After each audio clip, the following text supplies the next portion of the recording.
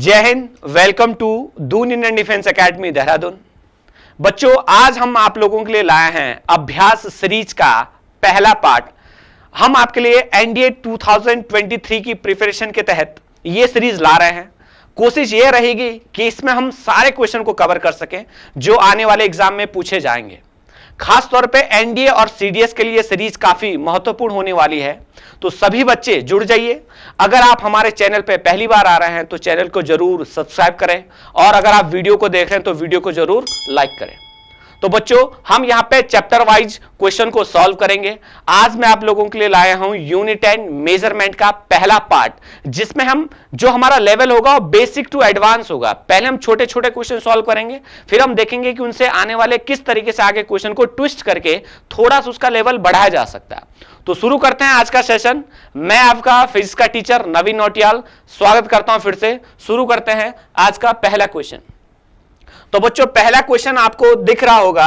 पहले क्वेश्चन में क्या है लिखा है कि which one of the following is not represented in correct unit. आपको चार ऑप्शन में से ओवल ऑप्शन बताना है जो करेक्ट यूनिट के फॉर्म में सही से लिखा नहीं गया है। तो आप देखेंगे पहले लिखा स्ट्रेस अपॉन स्ट्रेन। बच्चों, ये जो क्वेश्चन है इससे बताने का तरीका केवल इतना है कि क्वेश्चन की वैरायटी को कैसे घुमा सकता है। देखो, स्ट्रेस आप जानते हैं, स्ट्रेस को सिग्मा से रिप्रेजेंट करते हैं और ये होता है फोर्स अपॉन एरिया। क्लियर? और जो स्ट्रेन है उसको एप्सिलॉन से रिप्रेजेंट करते हैं, ये होता है डेल्टा एल अपॉन एल, यानी कि change in length upon original length. अब आप देखिए फोर्स का यूनिट क्या होगा, न्यूटन, और एरिया का क्या होगा बच्चा, मीटर स्क्वायर होगा। सर, स्ट्रेन का कोई यूनिट नहीं होगा क्योंकि ऊपर भी चेंज इन लेंथ है यानी कि मीटर है, नीचे भी लेंथ है यानी कि मीटर है, तो यूनिट से यूनिट कट जाएगा। तो स्ट्रेस का unit newton upon metre square होगा, और स्ट्रेस अपॉन स्ट्रेन का यूनिट भी न्यूटन अपॉन मीटर स्क्वायर होगा। हमें वो चूज करना है जो गलत है। दूसरा है सरफेस टेंशन। सरफेस टेंशन को भी सिग्मा से रिप्रेजेंट करते हैं और इसका फॉर्मूला होता है फोर्स पर यूनिट लेंथ। हालांकि ये जो डेफिनेशन है ये बोला जाता है इमेजिनरी डेफिनेशन है, ठीक है। तो फोर्स पर यूनिट लेंथ का मतलब हुआ न्यूटन अपॉन में मीटर हो जाएगा। क्लियर? फिर लिखा energy KG metre upon second. अगर आप थोड़ा बहुत कष्ट भी नहीं करना चाहते तो आप चौथा ऑप्शन पकड़िए। प्रेशर फिर से होता है बेटा फोर्स अपॉन एरिया, और इसका यूनिट भी क्या होगा, फोर्स का क्या होगा न्यूटन, और एरिया का क्या हो जाएगा, मीटर स्क्वायर हो जाएगा। यानी कि ये भी सही है, ये भी सही है और ये भी सही है, तो ऑप्शन एक ही बचेगा, सी ऑप्शन। तो इस क्वेश्चन के हिसाब से जो सही से रिप्रेजेंट नहीं किया गया यूनिट के फॉर्म में वो ऑप्शन नंबर सी हो जाएगा। एनर्जी का यूनिट आप जानते हैं जूल होता है ना, और जूल को क्या बोलते हैं सर, न्यूटन मीटर बोलते हैं, और न्यूटन मीटर को फिर से बोलेंगे KG metre square upon second square, और यहां पे लिखा केजी मीटर अपॉन में सेकेंड। तो आपके लिए एक होमवर्क है, बताओ केजी मीटर अपॉन सेकेंड किसका यूनिट होता है। क्लियर? आप इस पर होमवर्क करिए। क्लियर है? तो ये रहा पहला क्वेश्चन, आपको करेक्ट मिल गया होगा कि energy KG metre upon second नहीं होता, KG metre square upon second square होता है। क्लियर? तो बढ़ते हैं अपने नेक्स्ट क्वेश्चन की तरफ। नेक्स्ट क्वेश्चन क्या है, ये रहा आपका नेक्स्ट क्वेश्चन बच्चा। नेक्स्ट क्वेश्चन क्या कह रहा है, नेक्स्ट क्वेश्चन कह रहा है, लिखा है अर्ग unit of energy in SI system. Energy की ऐसा यूनिट बतानी है। अब देखो चारों यूनिट, देखो आपको चार चार चीजें सीखने को मिलेंगी। अर्ग भी बच्चा एनर्जी का यूनिट है, कैलोरी भी एनर्जी का यूनिट है, जूल भी एनर्जी का यूनिट है, और इलेक्ट्रॉन वोल्ट भी एनर्जी का यूनिट है। लेकिन आपको पकड़ना हुआ है जो ऐसा यूनिट में होगा। तो आप सुनेंगे ध्यान से, एनर्जी का जो ऐसा यूनिट होगा वो जूल होगा। सर ध्यान रखेंगे, एनर्जी का ऐसा यूनिट जूल होता है। बाकी ये सीजीएस है, ये भी सीजीएस है, और ये क्या है आपकी प्रैक्टिकल यूनिट आप इसे बोल सकते हैं। तो एक इलेक्ट्रॉन वोल्ट जो होता है आपका 1.6 इंटू 10⁻⁻19 जूल के बराबर होता है। हालांकि चारों किसकी यूनिट है, एनर्जी की यूनिट है, लेकिन आपको ऐसा ही पूछा तो ऐसा यूनिट हो जाएगा, जूल हो जाएगा। क्लियर? दूसरी इंफॉर्मेशन आप जानते हैं कि जो एक जूल होता है विच इज इक्वल टू 10⁻7 अर्ग के बराबर होता है। ध्यान रखेंगे आप, अगर आप जूल को सीजीएस में कन्वर्ट करना चाहते हैं तो 1 जूल इक्वल टू 10⁻7 अर्ग के बराबर होता है। तो यहां पे जो आपका ऑप्शन है वो ऑप्शन नंबर सी क्या हो जाएगा, करेक्ट हो जाएगा। क्लियर? उम्मीद करता हूं आप लोगों को समझ में आ गया, बहुत आसान से क्वेश्चन है। फिर बढ़ते हैं अपना नेक्स्ट क्वेश्चन।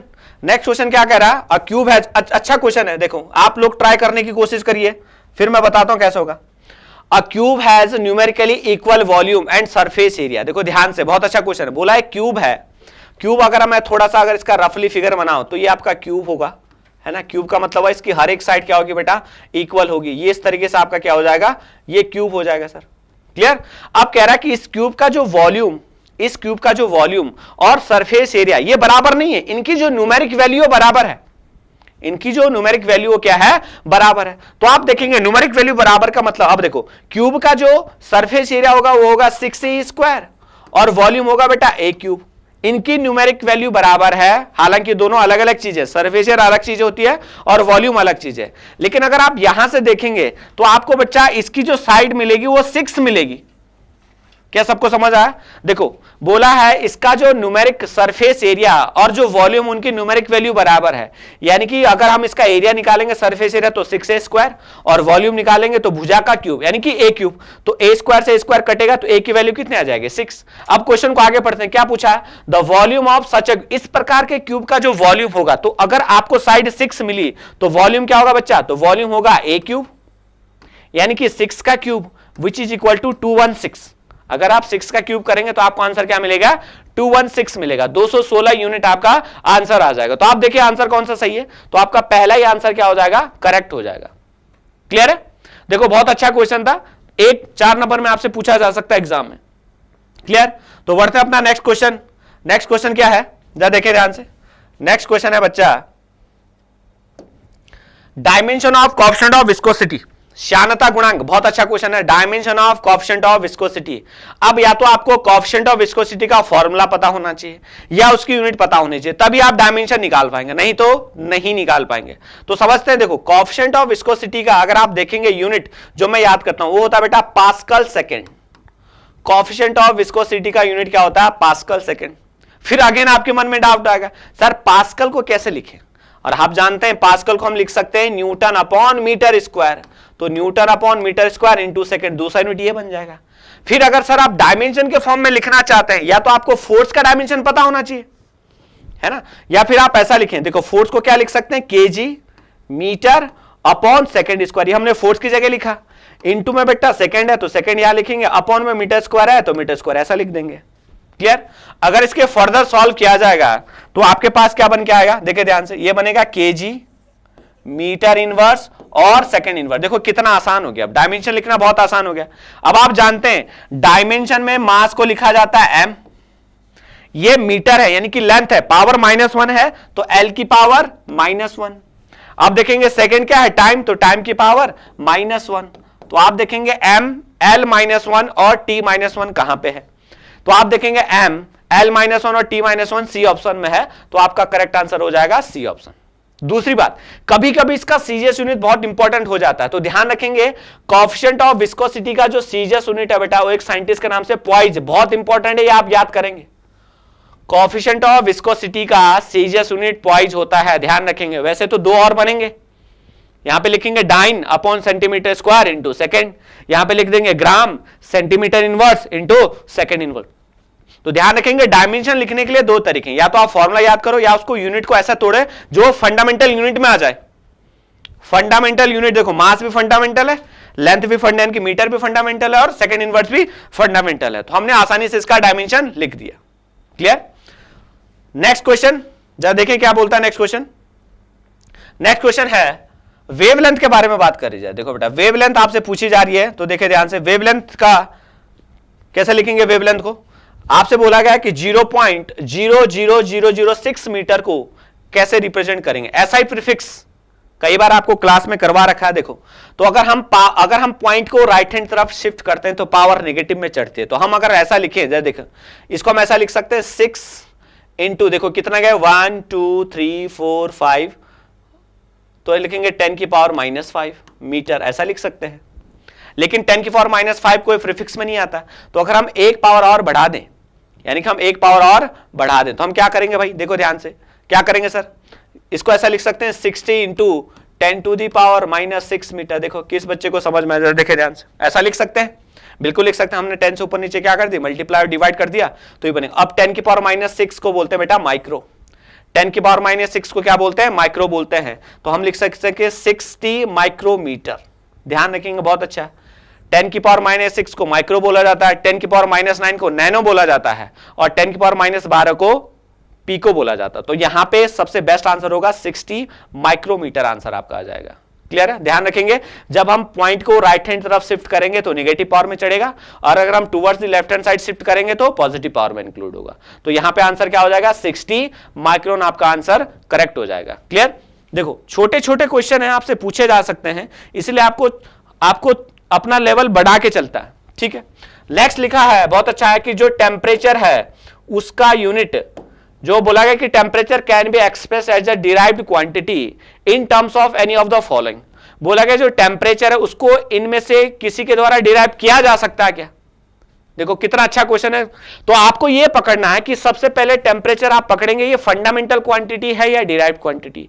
यदि ये फंडामेंटल क्वांटिटी है बच्चा, तो इसे हम डिराइव नहीं कर सकते, क्योंकि फंडामेंटल इंडिपेंडेंट क्वांटिटी होती है। तो जब हमने आपको फंडामेंटल क्वांटिटी पढ़ाई थी, उसमें हमने बोला था मास, लेंथ, टाइम, टेम्परेचर, यानी कि टेम्परेचर फंडामेंटल है, ना तो इसको लेंथ से डिराइव कर सकते हैं, ना इसको मास से डिराइव कर सकते हैं, ना इसको टाइम से डिराइव कर सकते हैं। ध्यान से सुने, जो फंडामेंटल क्वांटिटी है उनको डिराइव्ड नहीं किया जा सकता, वो सबसे क्या है? इंडिपेंडेंट है। तो यहां पे आंसर हो जाएगा नन ऑफ दीज। टेम्परेचर को किसी से डिराइव्ड नहीं किया जा सकता। बिल्कुल सही आंसर हो जाएगा, डी ऑप्शन हो जाएगा। क्लियर? बढ़ते हैं नेक्स्ट क्वेश्चन की तरफ। नेक्स्ट क्वेश्चन क्या कह रहा है, देखिए ध्यान से, यूनिट ऑफ पावर। अब देखो, पावर को बहुत आसानी से अगर आप समझेंगे तो पावर क्या होता है? Work upon time. बहुत आसान है। पावर की अगर हम बात करेंगे बच्चा, तो क्या होता है? वर्क अपॉन टाइम होता है सर। अब वर्क यूनिट क्या होगी? वर्क यूनिट होगी जूल या न्यूटन मीटर, अपॉन में क्या हो जाएगा? सेकेंड। और जूल अपॉन सेकेंड को ही क्या बोला जाता है? वॉट बोला जाता है ना? जूल अपॉन सेकेंड को क्या बोला जाता है? वॉट बोला जाता है सर। क्लियर? अब आप यहां पे देखो, यूनिट ऑफ पावर क्या किलोवाट होगी, या किलोवाट आवर होगी, या डाइन होगी, या जूल होगी? तो दो ऑप्शन तो आपने देख के एलिमिनेट कर दिया होगा। जूल एनर्जी का होता है, ये नहीं होगा। डाइन फोर्स का होता है, ये नहीं होगा। किलोवाट आवर, यदि ये किलोवाट के साथ अगर आप टाइम की मल्टीप्लाई कर देते हैं तो वो क्या बन जाती है? एनर्जी बन जाती है। और किलोवाट एनर्जी, ये एनर्जी का यूनिट होगा? नहीं होगा। ये किसका होगा? पावर का होगा। केवल यहां पे अगर आप लिखना चाहें तो इसको लिख सकते हैं 10⁻³ वॉट। तो ध्यान रखेंगे, इसमें पहला ऑप्शन क्या हो जाएगा आपका? करेक्ट हो जाएगा। Kilowatt hour is the unit of power. Clear? बहुत आसान सा क्वेश्चन था, उम्मीद है आप लोगों ने कर लिया होगा। ठीक, नेक्स्ट क्वेश्चन क्या कह रहा है? नेक्स्ट क्वेश्चन देखिए ध्यान से, which is the correct unit for measuring nuclear radius. आपके जो नाभिकीय त्रिज्या होती है, देखो ये एटम होता है, एटम के अंदर क्या होता है सर? छोटा सा क्या होता है? नाभिक होता है, और उसकी रेडियस बतानी है। तो इस नाभिकीय त्रिज्या की जो खोज की थी, उसके साइज की खोज की थी, वो फर्मी ने की थी। तो उसी के इस बिहाफ पे हम इसको यूनिट जो बताई जाती है वो फर्मी में बताई जाती है। तो Fermi is the right answer. जो नाभिकीय त्रिज्या होती है उसकी जो यूनिट मेजर की जाती है वो की जाती है फर्मी में। और एक फर्मी अगर आप लिखेंगे तो एक फर्मी में बच्चा 10⁻⁻15 मीटर होता है। एक फर्मी में 10⁻⁻15 मीटर होता है। माइक्रोन आप जानते हैं 10⁻⁻6 होता है। मिलीमीटर आप जानते हैं 10⁻⁻3 होता है। और एंगस्ट्रम आप जानते हैं, इसको ऐसे रिप्रेजेंट करते हैं, ये होता है 10⁻10 मीटर होता है। तो कभी कभी आप सुने एंगस्ट्रम बड़ा हो गया फर्मी, तो एंगस्ट्रम बड़ा होता है, फर्मी छोटा होता है, बहुत छोटा होता है। 10⁻15 metre is the right answer. और हम जो न्यूक्लियर रेडियस हो फर्मी में रिप्रेजेंट करते हैं। क्लियर बच्चा? देखो ये छोटे छोटे क्वेश्चन आपको काफी अच्छा मदद करेंगे जब आप बड़े न्यूमेरिकल को सॉल्व करेंगे फिजिक्स में, तो कहीं ना कहीं इनकी एप्लीकेशन आपको मिलेंगी वहां पे। तो आप ध्यान से छोटी छोटी चीजें अगर आप कवर करते चलेंगे तो अगर आप फाइनल बड़ा न्यूमेरिकल बनाते हैं तो उसमें आपको कोई दिक्कत नहीं होने वाली होगी। ठीक है। नेक्स्ट क्वेश्चन क्या है? The unit of potential energy. देखो यहां पे आपको थोड़ा सा अपना प्रेजेंस ऑफ माइंड इस्तेमाल करना, थोड़ा ध्यान से देखना, बहुत आसान है। अब देखो पोटेंशियल एनर्जी पूछा है। अब ये कई बार कोई सी भी एनर्जी हो बच्चा, सबकी एनर्जी की यूनिट क्या होगी? जूल होती है सारी। ये आपको याद करना पड़ेगा, सब एनर्जी की यूनिट क्या होगी?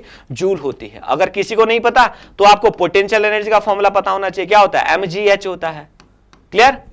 अब जूल का मतलब हुआ न्यूटन मीटर। देखो जूल का मतलब क्या हुआ? Newton metre. अब न्यूटन का मतलब क्या हुआ? KG metre upon second square into metre. यानी कि सर ये बनेगा KG metre square upon second square. ठीक, अब आप देखें ध्यान से, यहां पे सीजीएस में लिखा, तो आप देखो ध्यान से, केजी को सीजीएस में क्या बोलते हैं? ग्राम, है ना? Centimetre square upon second square. अब देखो कितनी बारीकी से यहां पे ऑप्शन तैयार किए गए। देखो यहां पे है gram centimetre upon second square, यहां पे तो सेंटीमीटर का भी स्क्वायर होना चाहिए, तो पहला ऑप्शन गलत। अब देखो यहां पे लिखा बी में ग्राम सेंटीमीटर अपॉन सेकंड का होल स्क्वायर, यानी कि ये सही होगा सर, यहां पे सेंटीमीटर का भी स्क्वायर होगा और सेकंड का भी स्क्वायर होगा। तीसरा ऑप्शन आप देखें सेंटीमीटर स्क्वायर किया है, सेकंड का स्क्वायर नहीं किया है। चौथा ऑप्शन तो बिल्कुल ही गलत हो जाएगा। तो यहां पे जो राइट ऑप्शन होगा वो क्या हो जाएगा, बी ऑप्शन आपका करेक्ट हो जाएगा, यानी कि यहां पे पोटेंशियल एनर्जी का unit gram centimetre upon second का होल स्क्वायर हो जाएगा। क्लियर? तो इस तरीके से ये क्वेश्चन आपका सॉल्व हो जाएगा। ठीक है, अब बढ़ते हैं नेक्स्ट क्वेश्चन। नेक्स्ट क्वेश्चन में क्या बोल रहा है, नेक्स्ट क्वेश्चन कह रहा है आपसे कि ampere hour is the unit of, देखो कितना अच्छा क्वेश्चन लिखा है, ampere hour is the unit. तो सबसे पहले पकड़ना एम्पियर किसका यूनिट है, करंट का, तो यानी कि आई, और आवर किसका है, टाइम का, आई टी। देखो कितना आसान, अब आई टी किसका होता है, क्यू बराबर आई टी, आवेश बराबर क्या होता है, चार्ज इंटू टाइम, आवेश बराबर क्या होता है, चार्ज इंटू टाइम। तो यानी कि चार्ज, करंट और टाइम की मल्टीप्लाई करेंगे तो हमें क्या मिलेगा, चार्ज मिलेगा। तो आप देखें ध्यान से, एनर्जी नहीं है, स्ट्रेंथ ऑफ इलेक्ट्रिक करंट नहीं होगा, पावर नहीं होगा, क्या होगा, क्वांटिटी ऑफ इलेक्ट्रिसिटी होगा, क्वांटिटी ऑफ इलेक्ट्रिसिटी होगा। ठीक है, तो ध्यान रखेंगे ampere hour is the unit of quantity of electricity. Quantity का मतलब कितना चार्ज स्टोर हुआ है, तो ध्यान रखेंगे क्यू बराबर आई टी एम्पियर आवर। अगर सीजीएस पूछेगा तो हम लिखेंगे एम्पियर सेकेंड, अगर सीजीएस नो सॉरी सीजीएस नहीं, ऐसा ही पूछेगा तो हम बोलेंगे एम्पियर सेकंड, और एम्पियर सेकंड को क्या बोला जाता है, कूलाम्ब बोला जाता है। तो चार्ज की ऐसा यूनिट हो जाएगी या तो एम्पियर सेकंड या बोलेंगे कूलाम्ब। एम्पियर आर चार्ज की यूनिट है, ना तो ऐसा ही है ना ही वो सीजीएस है, ध्यान रखेंगे आप। क्लियर? बढ़ते हैं नेक्स्ट क्वेश्चन। तो नेक्स्ट क्वेश्चन क्या है, देखें ध्यान से। नेक्स्ट क्वेश्चन है 1 kWh। देखो ये इस बार एनडीए 2022 में पूछा गया था कि 1 किलोवाट आवर में कितने जूल होते हैं। तो ध्यान रखेंगे, ये सबसे पहले तो आपको पकड़ना कि किलोवाट आवर एनर्जी की यूनिट है, तो पहला ऑप्शन तो गलत हो जाएगा क्योंकि वॉट है तो गलत गया। अब आप किलो का मतलब देखो 1 किलो, देखो 1 किलोवाट आवर को आपको जूल में कन्वर्ट करना है, तो जरा देखें यानी एसआई में कन्वर्ट करना है। तो देखो किलो का मतलब क्या होगा बेटा, 10 की पावर 3, वॉट का मतलब क्या होगा, जूल, वॉट को क्या बोलेंगे भाई, जूल अपॉन सेकंड। क्लियर? और 1 आवर में कितने सेकंड होते हैं, 1 आवर में होते हैं 3600 सेकंड होते हैं। क्लियर? तो आप देखेंगे सेकंड से सेकंड कट जाएगा, यानी कि हमारे पास आएगा 3600 into 10 to the power 3 joule. Clear? यानी कि हम कह सकते हैं 36 into 10 to the power 5 joule, ऐसा बोल सकते हैं। अब आप देख लीजिए कौन सा ऑप्शन आपको सही बैठ रहा है, देखो ध्यान से, 36 into 10 to the power 5 joule, B option सही होगा आपका। क्लियर है बिल्कुल? ठीक है, ये इस बार एनडीए 2022 में पूछा गया क्वेश्चन था, 4 नंबर में एनडीए में। ठीक है, तो ये आपका आंसर करेक्ट हो जाएगा। ठीक है, तो नेक्स्ट क्वेश्चन, नेक्स्ट क्वेश्चन क्या होगा, देखिए ध्यान से, curie is a unit of, देखो बहुत अच्छा क्वेश्चन है, क्यूरी रेडियो एक्टिविटी की यूनिट होती है। क्यूरी रेडियो जो धर्मिता होती है, रेडियो एक्टिविटी की यूनिट क्या होती है सर, क्यूरी होती है। दूसरा रदरफोर्ड भी होती है, ध्यान रखेंगे रेडियो एक्टिविटी की जो यूनिट है वो क्या है, क्यूरी है। दूसरा क्या है, रदरफोर्ड भी होती है। तो ध्यान रखेंगे जो curie is the unit of radioactivity की यूनिट होगी। बहुत सीधा क्वेश्चन है, curie is the unit of radioactivity होगा। क्लियर? ये छोटे छोटे क्वेश्चन आपको आने चाहिए। ठीक है, नेक्स्ट क्वेश्चन जो आपके सामने है, जरा तब तक पढ़िए आप लोग। लिखा है which one of the following quantities express force per unit area. कितना आसान क्वेश्चन है, force per unit area pressure कहलाता सर, बहुत आसान है। फोर्स पर यूनिट एरिया क्या होता है, प्रेशर होता है। ये देखो ध्यान से, फोर्स पर यूनिट एरिया क्या हो जाएगा, प्रेशर। यही यूनिट किसका, तो प्रेशर की बात करेंगे तो force per unit area. Work का फॉर्मूला क्या होता है, फोर्स इंटू डिस्प्लेसमेंट होता है। वर्क का फॉर्मूला क्या होगा, फोर्स इंटू डिस्प्लेसमेंट। वॉल्यूम का यूनिट क्या होगा, मीटर क्यूब। एरिया की यूनिट क्या होगा, मीटर स्क्वायर। बहुत आसान सा क्वेश्चन है। ठीक है, नेक्स्ट क्वेश्चन। तो नेक्स्ट क्वेश्चन है, क्या है सर नेक्स्ट क्वेश्चन, लिखा है which is not a unit of electric field. कौन सी यूनिट इलेक्ट्रिक फील्ड की नहीं है, देखो ध्यान से। तो सबसे पहले आपको इलेक्ट्रिक फील्ड आना चाहिए। तो इलेक्ट्रिक फील्ड जो ई वेक्टर से दिखाते हैं वो होता है बेटा फोर्स पर यूनिट चार्ज। क्या होता है sir, force per unit charge. और एक दूसरा होता है ई बराबर क्या होता है, minus DV upon D R. बहुत अच्छा, देखो minus DV upon D R. यहां से फोर्स का क्या होगा, न्यूटन अपॉन कूलाम। यानी कि सर पहला यूनिट इलेक्ट्रिक फील्ड का क्या होगा, न्यूटन अपॉन कूलाम। जो नहीं है वो चूज करना है। तो ये तो सर सही है, इसको नहीं कर सकते। देखो ये पोटेंशियल होगा तो वोल्ट पर मीटर भी इसका यूनिट हो जाएगा, यानी कि हम इसको लिख सकते हैं वोल्ट मीटर इनवर्स। ठीक है, अब ये लिखा है जूल पर कूलाम इनवर्स। जूल पर कूलाम इनवर्स इलेक्ट्रिक पोटेंशियल का यूनिट होता है। जूल पर कूलाम इनवर्स इलेक्ट्रिक पोटेंशियल का यूनिट होता है, तो यही आपका क्या हो जाएगा, इस क्वेश्चन के हिसाब से सही हो जाएगा। ये इलेक्ट्रिक फील्ड का यूनिट नहीं है, बाकी न्यूटन अपॉन कूलाम, वोल्ट पर मीटर, जूल पर कूलाम इंटू मीटर, ये सारी तीनों क्या है, इलेक्ट्रिक फील्ड की यूनिट है। तो आपका सी ऑप्शन क्या हो जाएगा, करेक्ट हो जाएगा। Joule upon coulomb electric potential का है, इलेक्ट्रिक फील्ड का नहीं होगा। क्लियर, समझ गए होंगे आप लोग। ठीक है सर, नेक्स्ट क्वेश्चन, डाइन पर centimetre is not a unit of, देखो ध्यान रखेंगे किसकी यूनिट ये नहीं होता, ये नहीं पूछा किसका यूनिट होता है। आसान क्वेश्चन पूछे जाते हैं लेकिन आपको ये पकड़ने word, not a unit of, किसका यूनिट नहीं होता। तो प्रेशर का तो होता है सर, प्रेशर क्या होता है, फोर्स अपॉन एरिया, स्ट्रेस भी क्या होता है, force upon area, Young's modulus भी क्या होता है, यंग्स मॉडुलस क्या होता है, ई से दिखाते हैं, स्ट्रेस अपॉन स्ट्रेन, इसका भी न्यूटन अपॉन मीटर स्क्वायर होता है, यानी कि डाइन अपॉन सेंटीमीटर स्क्वायर होता है सर। लेकिन जो स्ट्रेन है ये यूनिट लेस होता है, change in length upon original length. Clear है, तो ये आपको पकड़ना, क्वेश्चन बहुत आसान है। अगर आप, कई बच्चे जल्दी जल्दी में ये नोट नहीं पढ़ते और प्रेशर को क्लिक करके निकल जाएंगे आगे, किसका यूनिट नहीं है, तो सर स्ट्रेन का यूनिट नहीं है। आपको ध्यान से क्वेश्चन को पढ़ना है, यही एनडीए के पेपर की खूबसूरती है। जिस बच्चे ने ध्यान से नहीं पढ़ा उसका एग्जाम खराब हो जाएगा भाई। ठीक है, which one of the following is not a unit of time. तो लीप ईयर आप जानते हैं 365 दिन का जो ईयर होगा लीप ईयर होगा, यानी कि फरवरी उस साल 29 दिन की जाएगी। फिर है माइक्रो सेकेंड 10 की पावर -6 सेकेंड, टाइम की बात हो रही है सर। फिर है लूनर मंथ, चंद्रमा पृथ्वी का एक चक्कर जितने समय में लगाती है उसको बोला जाता है लूनर मंथ, और एक लूनर मंथ बराबर 29.5 डेज अप्रॉक्स होता है। तो सर लाइट ईयर ध्यान रखेंगे, कई बच्चे दो लॉजिक यहां पे लगाते हैं। पहले देखते हैं लाइट ईयर यानी कि लाइट यूनिट हो गई, दूसरा देखते हैं ईयर यानी कि टाइम, क्योंकि ना तो ये लाइट ईयर का यूनिट है और ना ही ये टाइम का, ये सर डिस्टेंस का यूनिट है। बहुत बार पूछता है यूपीएससी से, ये सर डिस्टेंस का यूनिट है। लाइट ईयर बड़ी बड़ी डिस्टेंस को निकालने के लिए प्रयोग में किया जाता है, और एक लाइट ईयर में होता है 9.496 इंटू 10⁻15 मीटर होता है बच्चा। बड़ी बड़ी डिस्टेंस निकालने के लिए एक दूसरा होता है पारसेक, ध्यान रखेंगे आप, पारसेक भी लार्ज डिस्टेंस को निकालने के लिए इस्तेमाल होता है। एक तीसरा होता है एस्ट्रोनॉमिकल यूनिट, खगोलीय इकाई। सूर्य और पृथ्वी के बीच की जो औसत दूरी है वो 1 AU होता है, और इसका मतलब हुआ 1.4 इंटू 10⁻11 मीटर अप्रॉक्स। तो ध्यान रखेंगे बड़ी डिस्टेंस को निकालने के लिए 3 यूनिट इस्तेमाल की जाती है, पारसेक, लाइट ईयर और एस्ट्रोनॉमिकल यूनिट। तो यहां पे आपका सही आंसर हो जाएगा लाइट ईयर हो जाएगा। क्लियर, ठीक है। नेक्स्ट क्वेश्चन, नेक्स्ट क्वेश्चन देखें जरा क्या पूछा गया आपसे।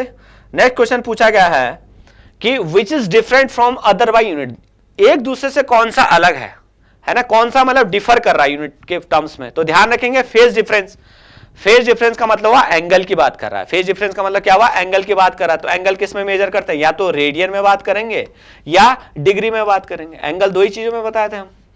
मैकेनिकल इक्विवेलेंट, इसका बेटा यूनिट होता है जूल पर कैलोरी, इसका यूनिट क्या होता है, जूल पर कैलोरी। लाउडनेस ऑफ साउंड होता है डेसिबल।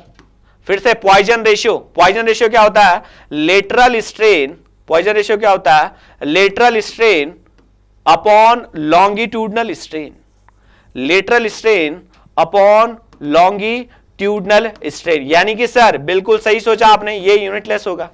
तो यहां पे जो ऑड लग रहा है वो लग रहा है आपका पॉइजन रेशियो। तो सही आंसर क्या हो जाएगा, डी ऑप्शन आपका करेक्ट हो जाएगा। Clear. Next question, next question क्या कह रहा है आपसे, जरा देखें ध्यान से। नेक्स्ट क्वेश्चन आपसे कह रहा है Faraday is the unit of, अब देखो फैराडे है बेटा, अमाउंट ऑफ चार्ज किसी कैपेसिटर में कितना स्टोर हो रहा है उसको बताया जाता है फैराडे से। तो कुल मिला के यहां देखो ईएमएफ मतलब इलेक्ट्रोमोटिव फोर्स, ये एनर्जी होता है। मास आप जानते हैं है ना, अमाउंट ऑफ मैटर जितना होगा क्या होगा, वो होगा एनर्जी, आप जानते ही हैं। तो यहां पे जो फैराडे है वो चार्ज की यूनिट कह सकते हैं आप लोग।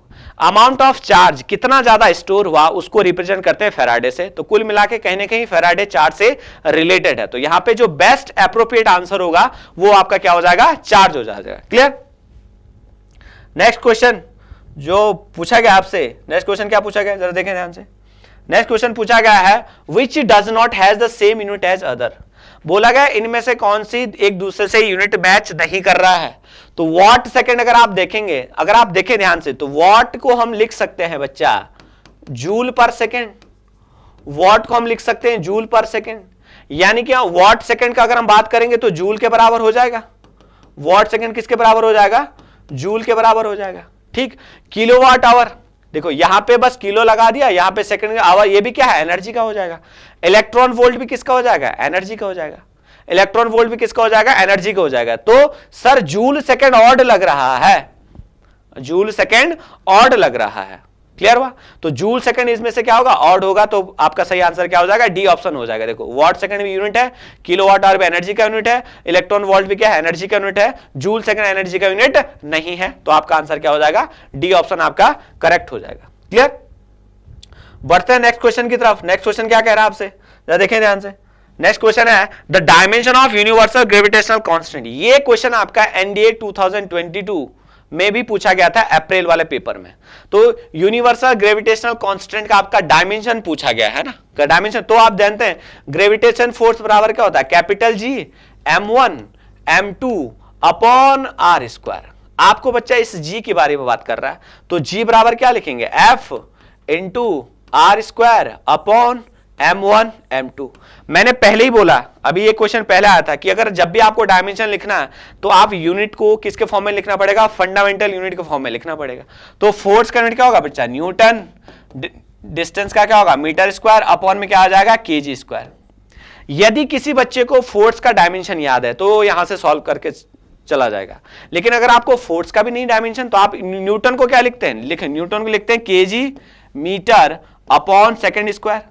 अब यहां पे क्या आ जाएगा, मीटर स्क्वायर आ जाएगा, यहां पे क्या आ जाएगा, केजी स्क्वायर आ जाएगा। तो आप देखेंगे केजी से केजी कट जाएगा, तो जो फाइनल एक्सप्रेशन आएगा वो आएगा केजी मीटर क्यूब, ये -1 आएगा, और ये क्या आ जाएगा, सेकंड की पावर -2 आएगा। क्लियर है सर? तो केजी को डायमेंशन में क्या बोलते हैं, m, माइनस पावर है तो -1 लिखेंगे, एल क्यूब लिखेंगे, और टी की पावर -2 लिखेंगे। देखो कितना आसान हो गया। फिर से बोल रहा हूं, जब भी आपको डायमेंशन लिखने को आया तो आप उसकी यूनिट फंडामेंटल यूनिट के फॉर्म में लिख दीजिए, बहुत आसान हो जाएगा। तो m की पावर -1, l की पावर 3 और t की पावर -2। तो कौन सा ऑप्शन होगा सर, m की पावर -1, l की पावर 3 और t की पावर -2। तो आपका आंसर क्या हो जाएगा, बी ऑप्शन आपका करेक्ट हो जाएगा। देखो कितने आसानी से हमने इसका डायमेंशन निकाल लिया, पूछा गया था ये। नेक्स्ट क्वेश्चन है द डायमेंशन, ये हो गया था। नेक्स्ट क्वेश्चन है, देखो ये अच्छा है, कई बच्चे इसमें कंफ्यूज हो जाएंगे। क्या लिखा सर कि if L denote the inductance, स्वप्रेरण, L किसको कर रहा है, स्वप्रेरण को कर रहा है, an inductor through which a current eyes flow the dimension of Li square. अगर कई बच्चे Li स्क्वायर का डायमेंशन निकालने के दो तरीके, या तो आपको L का यूनिट पता होना चाहिए तब आप निकाल सकते हैं, और आप जानते हैं Li स्क्वायर होता है एनर्जी स्टोर इन इंडक्टर। एक इंडक्टर में कितनी ज्यादा एनर्जी स्टोर होगी उसका फॉर्मूला होगा Li स्क्वायर। अब क्या स्टोर हो रहा है, एनर्जी स्टोर हो रहा है। तो एनर्जी का डायमेंशन आप जानते हैं, अगर नहीं पता तो एनर्जी का यूनिट क्या होता है, न्यूटन मीटर। आप इतने आसानी से निकाल सकते हैं। और इसका अगर आप देखेंगे तो स्क्वायर टी की पावर -2, एनर्जी का जो डायमेंशन होगा क्या होगा, ml स्क्वायर टी की पावर -2। तो आप देखेंगे आपका पहला ही ऑप्शन सही है सर, ml स्क्वायर टी की पावर -2। लेकिन उसके लिए आपको पता होना चाहिए कि Li स्क्वायर का मतलब होता है energy store in inductor. Clear? और एनर्जी का डायमेंशन आप निकाल सकते हैं, बहुत आसान है। ठीक है, नेक्स्ट क्वेश्चन क्या है, next question the dimension of farad. अब देखो बेटा कितना अच्छा क्वेश्चन पूछेगा, डायमेंशन ऑफ फेराड। देखो फेराड क्या है सर, चार्ज स्टोरिंग डिवाइस है जिसमें हम चार्ज क्या कर सकते हैं, स्टोर कर सकते हैं, उसकी यूनिट होती है। तो हम जानते हैं Q बराबर होता है CV। Q बराबर क्या होता है, CV। अब देखेंगे C बराबर क्या हो जाएगा, Q बाई V। ये Q क्या है, चार्ज, V है पोटेंशियल, V क्या है, पोटेंशियल। अब देखो और अच्छे से लिखना है तो Q और पोटेंशियल होता है work done per unit charge. Potential क्या होता है, work done per unit charge. अब फिर से चार्ज कहां जाएगा, ऊपर, फिर से चार्ज कहां जाएगा, ऊपर। अब देखो ये हो जाएगा Q स्क्वायर अपॉन W। अब देखो ध्यान, आपको निकालने की जरूरत भी नहीं है, यानी कि सर ऊपर चार्ज की पावर 2 आएगा। देखो कई बच्चे तो इसको और लेंथी बनाएंगे, यहां पे वर्क का डायमेंशन लिखेंगे, यहां पे चार्ज का लिखेंगे। लेकिन आप देखो यहां पे दोनों चीजें करें, देखो यहां m की पावर -1, l की पावर -2, t की पावर 2, Q स्क्वायर। तो दो ऑप्शन तो कट जाएंगे ये वाले। अब सर Q स्क्वायर के दो है हमारे पास, तो आपको लिखना पड़ेगा, यहां क्या लिखेंगे आप, Q स्क्वायर, नीचे आप क्या लिखेंगे, वर्क का क्या होता है, एनर्जी, यानी कि m l स्क्वायर t की पावर -2, यानी कि m कहां जाएगा, माइनस। तो m क्या लिखेंगे, m की पावर -1, l की पावर -2, t की पावर 2 और Q स्क्वायर। अब देखो m की पावर -1, l की पावर -2, तो कहां है m की पावर -1, l की पावर -2, t की पावर पॉजिटिव होनी चाहिए, तो t की पावर पॉजिटिव यहां पे है, तो आपका ऑप्शन नंबर ए क्या हो जाएगा, करेक्ट हो जाएगा। क्लियर? तो ये थे बच्चे यूनिट एंड मेजरमेंट के कुछ ऐसे क्वेश्चन जो आपके एग्जाम में पूछे जा सकते हैं, जो आपके फंडामेंटल को थोड़ा सा स्ट्रांग करेंगे। आने वाले सेशन में हम यूनिट एंड मेजरमेंट का एक दूसरा पार्ट लाएंगे, जिसमें हम थोड़ा सा इससे अच्छे लेवल के क्वेश्चन सॉल्व करेंगे। तो यदि आपको वीडियो पसंद आए तो आप इसको जरूर शेयर करें और लाइक जरूर करें। तब तक के लिए जय हिंद।